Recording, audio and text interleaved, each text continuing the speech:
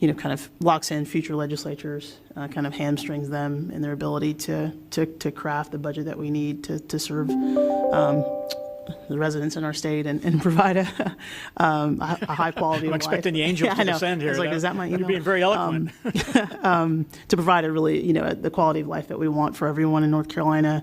We touched on inflation. As I understand it, inflation, doesn't kind of it measures spending. It doesn't accurately measure kind of costs in the way that we would need in order to make decisions about the cost of public services. And kind of limits the flexibility that we have going into the future. And if you couple that lack of flexibility with these kind of scheduled tax cuts that we, passed in 2021, this proposal, at least the bill that we have here, would make it harder, I think, for us to consistently provide high quality infrastructure and public services for our residents. So I think this is overly rigid and frankly just and respectfully not reflective of our economic realities, at least as far as costs are concerned. So I appreciate this very much, but I respectfully think we should not take up this proposal in any substantive way. Thank you, Mr. Chair. Sure. Thank you for those questions and comment. Are there any other question or comments by any committee member? Representative Bradford, you're recognized. Thank you, Mr. Chairman. Representative Rydell, currently the way our budget is built, if let's say this year's session, if we don't reach a budget for whatever reason, then last session's budget or the prior session where it passed, the recurring spend is how the state would operate. So in the event that a budget was not passed, and then this formula, we calculated the change, how would that impact if the formula came out where there was not an increase, but perhaps a decrease in spending, which was less than the prior year's recurring spend? Would it be the lower of the two, or would it still stay at the prior session's recurring spend? Representative Rydell. Thank you. Another good question. Appreciate it. I would suggest that if it comes under, then you're going to have to get that 2/3 vote of the General Assembly to decide what to do to make up the difference. Because you're going to be you'll be well under 6%, I would guess. But the statute would require that you not go beyond that. So there would have to be some dealings within the General Assembly. The reason I chose 2/3 is that it requires participation of the minority party. So it can't just be the majority party, 61 rather, members in the House running over. You'd have to have a significant buy-in from the other party, whoever it would be. And sorry, can I? Yeah. Just one little more thing. The idea of a Taxpayer Protection Act is just that, what the name suggests. It's to protect the taxpayers. It's not to protect things. It's not to protect institutions necessarily. It is to protect the taxpayers of this state from state spending getting so far ahead of us that we dig a hole for ourselves.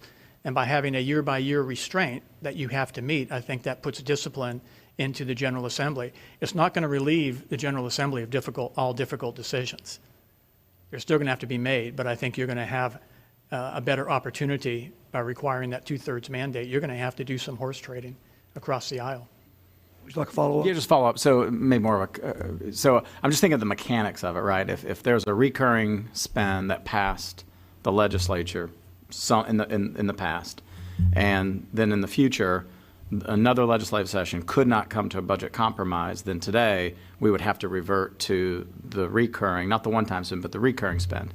But if this passed, what we're talking about here, and if that number was less than the recurring spend, I mean, this is rhetorical, you don't have to answer. I mean, I would just have to understand what are the mechanics of readjusting the recurring spend to make sure you reach the lower limit when that was already set in statute in a prior session, because our current statute says that's what we honor. I think there's some things that got to be worked out there from a conflict standpoint. Right. Just an observation. Would you like to respond? Just briefly, yeah. Good questions, good points. This is why we're doing a discussion only, is to get a lot of this stuff out on the table, things that I maybe need to rework or things that we need to expand in our conversation. But if we don't get a budget and we default to the previous year's budget, then you're going to be well under any limits, I think, required by this.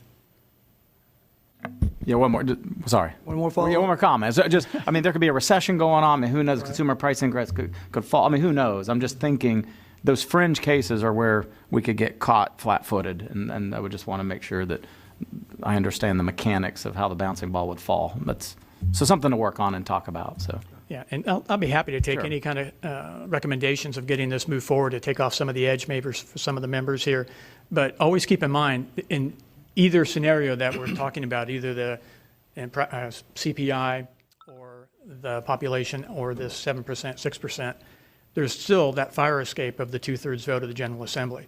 So we're not locking the General Assembly by any measure into anything.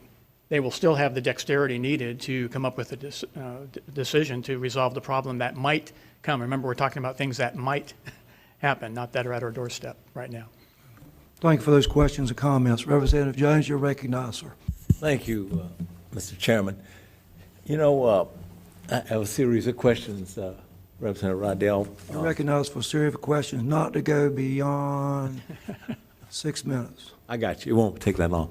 I've always seen you from the other side of the room, and you always seem to be a sensible guy. I just want to say that prefatory. So,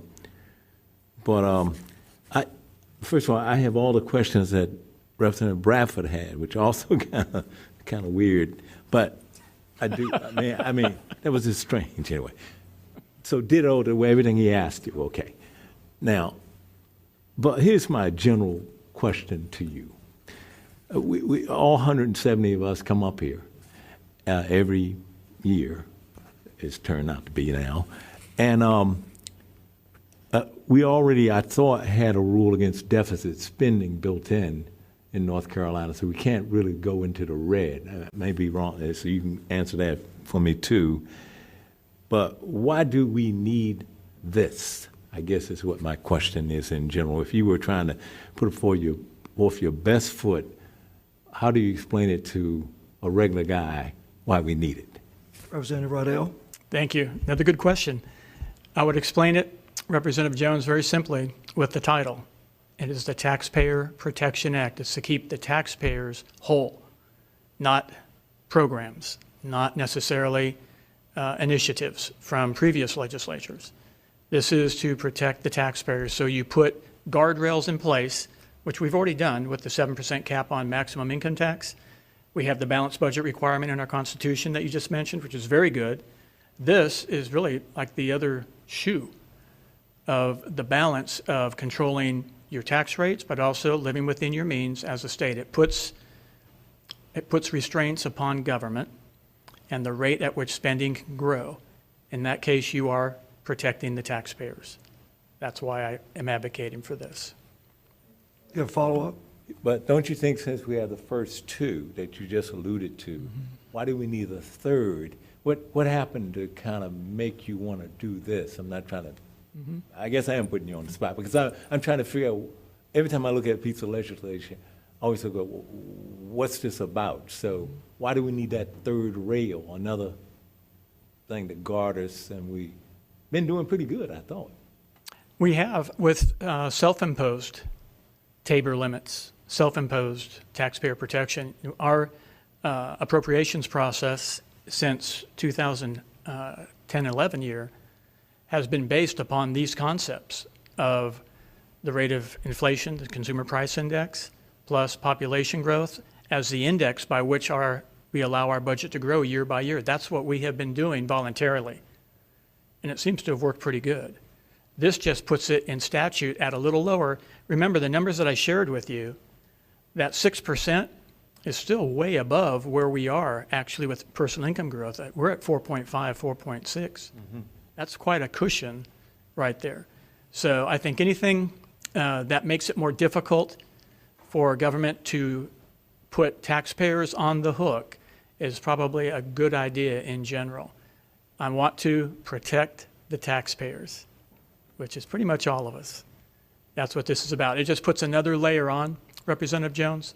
It puts another cushion in place, another bumper, if you will, to protect our state's people and their wealth, and also keeps our state, I think, on a more straight path of this is what we can expect. This is what we know are the boundaries, whether it's income tax, 7%, or whether it's going to be increase of expenditure of 6% related to state personal income.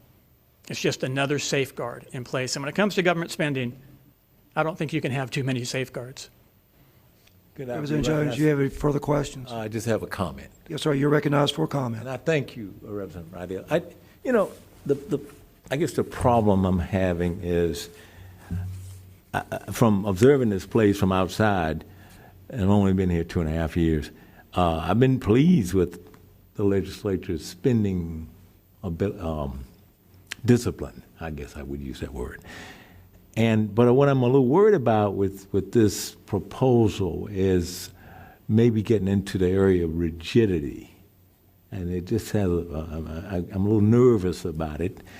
And because I think that we all want to be responsible and we have to set priorities. My daddy said, you got to set priorities, son, you got to set priorities.